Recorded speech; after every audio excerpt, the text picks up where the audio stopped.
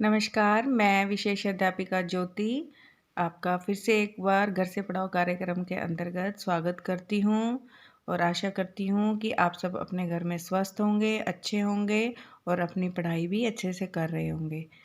घर से पढ़ाओ कार्यक्रम की कंटिन्यूएशन में बच्चों आज मैं आपके लिए नई वीडियो लेकर आई हूँ। वो है क्लास 8 के लिए, 8 के लिए बुक है हमारी हनी ड्यू। तो सभी बच्चे रेडी हैं? अपनी बुक निकालो, हनी ड्यू फॉर क्लास 8। उसका हम आज चैप्टर नंबर 8 पढ़ेंगे, a short monsoon diary. Lesson number 8, short monsoon diary. पाठ पढ़ने से पहले बेटा मैं आपको बताना चाहूँगी, जैसा ऑथर लिखते हैं, इसके जो ऑथर हैं बेटा रस्किन बॉन्ड हैं। उन्होंने ये बहुत अच्छा लेसन डिपिक्ट किया है, तो बताना चाहूँगी। Do you know what a diary is? क्या आप सब जानते हो कि डायरी क्या होती है? It is a record of personal experiences written day after day over a long period of time. ये एक रिकॉर्ड का मतलब बेटा कलेक्शन या किसी चीज़ को इकट्ठा करना। पर्सनल एक्सपीरियंस अपने व्यक्तिगत अनुभवों को प्रतिदिन का बहुत लंबे समय से लिखते आना, यानी कि बहुत लंबे समय से आप अपने व्यक्तिगत अनुभवों को कहीं पर रिकॉर्ड करने के लिए लिखते आ रहे हैं, उसको हम कहते हैं diary. You can also use a diary to note down things you plan to do immediately or in a future. आप भी डायरी को यूज़ कर सकते हैं, किस लिए? टू नोट डाउन, नोट करने के लिए, या चीज़ों को नोट करने के लिए, या कोई प्लान जो कि आपने कुछ अभी के लिए सोचा हो या आपने आने वाले समय के लिए सोचा हो, उसके लिए आप डायरी यूज़ कर सकते हैं। One of the most famous diaries published as a book is, मतलब कि एक बहुत ही फेमस डायरी है जो एक बुक के रूप में पब्लिश हुई, द डायरी ऑफ एने फ्रैंक। एने फ्रैंक की जो डायरी है वो एज ए बुक पब्लिश हुई थी। Here are a few extract from Ruskin Bond's diary in which he portraits the silent miracles of nature and life's little joy and regrets. यहाँ पर कुछ एक्सट्रैक्ट मतलब कि लिए गए हैं, बातों को लिया गया है, डायरी के पन्नों को लिया गया है, और उसमें प्रकृति के साइलेंट यानी कि चुपचाप, जिनके बारे में हम सोच भी नहीं सकते हैं, बहुत साइलेंटली वो चीज़ें घटित होती हैं, और and life's little joy and regret, जो लाइफ के कुछ छोटे छोटी खुशियां हैं और कुछ हमारा पछतावा है कि हमें ये नहीं करना चाहिए था। इस तरीके से डायरी के जो मेंशंस एक्सट्रैक्ट है उनको बहुत सुंदर तरीके से इस लेसन में प्रस्तुत किया गया है। रीड ऑन, चलो आओ हम पढ़ते हैं। जैसा कि मैंने आपको पहले बताया है कि डायरी किसे कहते हैं? डे बाय डे की।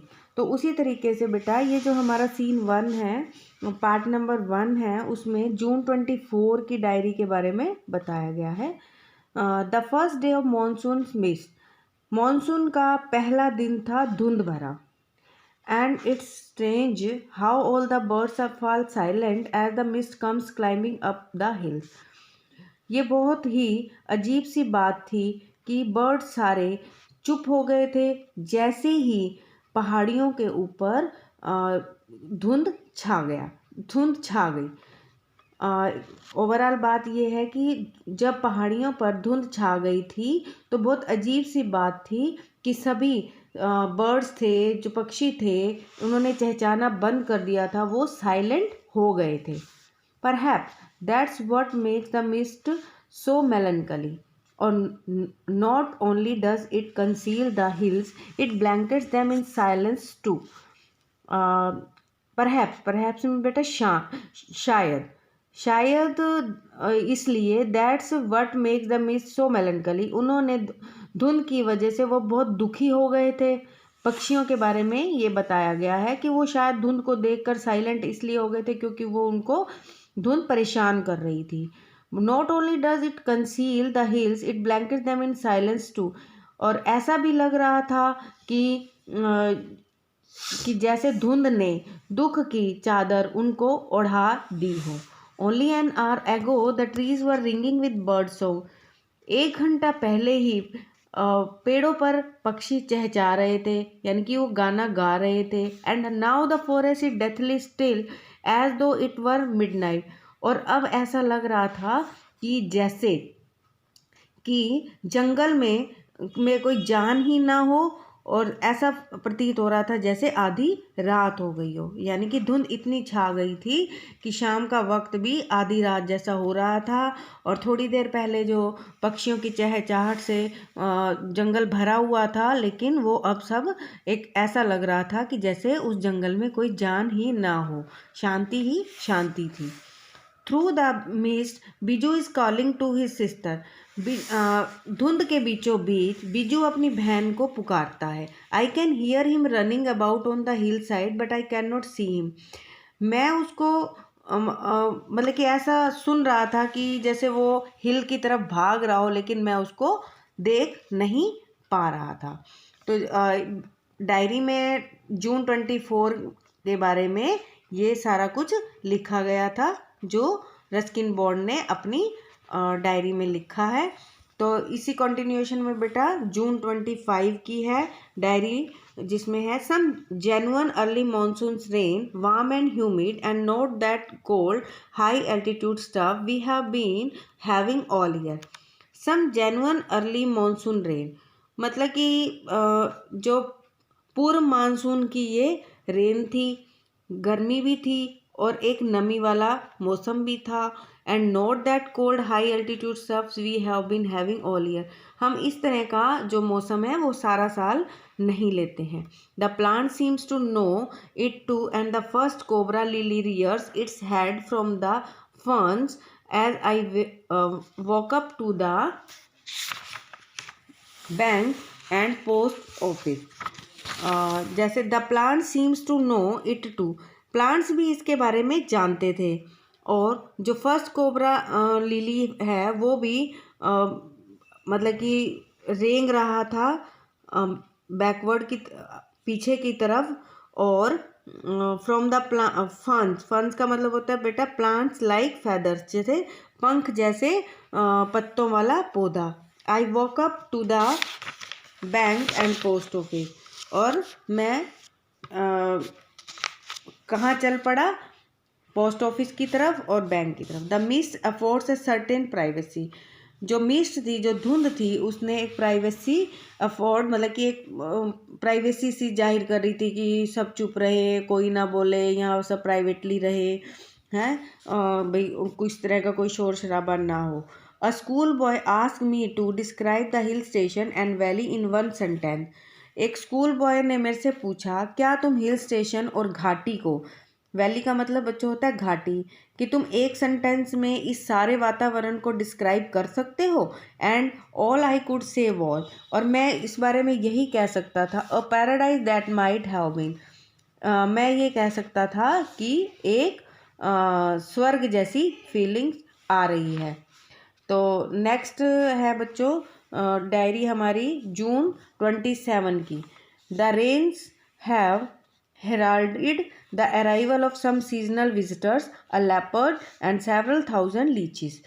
जो रेन थी वो अनाउंस कर रही थी, हेराल्ड का मतलब अनाउंस बता रही थी किसके बारे में, आने के बारे में. जो सीजनल विजिटर्स थे, जो इस धुंध के साथ आते रहते थे, वो थे लेपर्ड, जैसे बाघ और शेर जैसा बेटा एक जंतु होता है, इसको हम लेपर्ड कहते हैं. और सेवरल थाउजेंड और हज़ारों की संख्या में लीचीज, खून चूसने वाले एक तरह के जीव होते हैं. Yesterday afternoon the leopard lifted a dog from near the servants quarter below the school.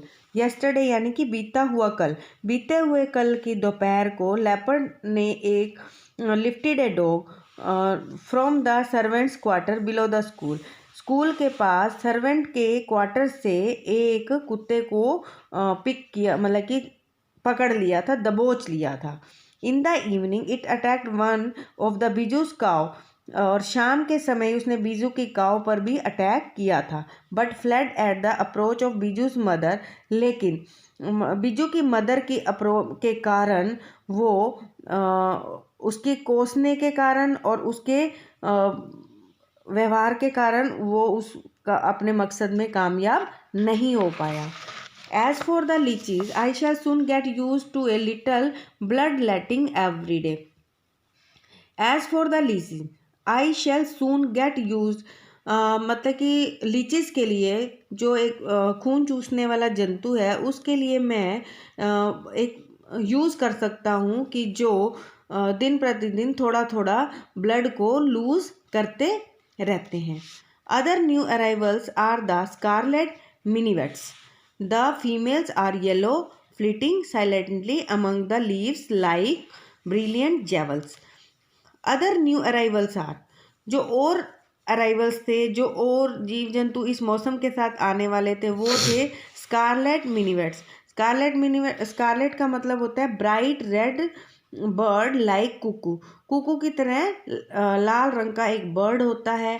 और मिनीवेट्स होता है फीमेल्स आर येलो, जो मतलब कि फीमेल्स वर्जन होता है उसका, वो येलो कलर का होता है। फ्लीटिंग साइलेंटली, वो क्विकली मूव करते हैं बिल्कुल चुपचाप। अमंग द लीव्स, पत्तों के बीच में। लाइक ब्रिलियंट जेवल्स, एक चमकदार ज्वेलरी की तरह। No matter how leafy the tree, इसमें ये मैटर नहीं करता है कि ट्रीज कितने लीफी हैं, कितने पत्तेदार हैं। These brightly coloured birds can not conceal themself, मतलब कि जो दीज ब्राइटली कलर्ड बर्ड्स, जो ये कलर्ड बर्ड्स है ना, वो अपने आप को नहीं छुपा पाते क्योंकि उनके अंदर इतनी ब्राइटनेस होती है। Although by remaining absolutely silent, इसके बावजूद सब जो कुछ भी था वो सब साइलेंट था। They sometimes contrive to go unnoticed, जो they sometimes contrive to do something. Contrive का मतलब होता है बेटा to do something. They sometimes, वो कभी कभी कुछ ना कुछ इस तरह से करते थे जो अननोटिस्ड होता था, जिसके बारे में हमें जानकारी नहीं होती थी। Along come a pair of drongos unnecessarily aggressive chasing the minivets away.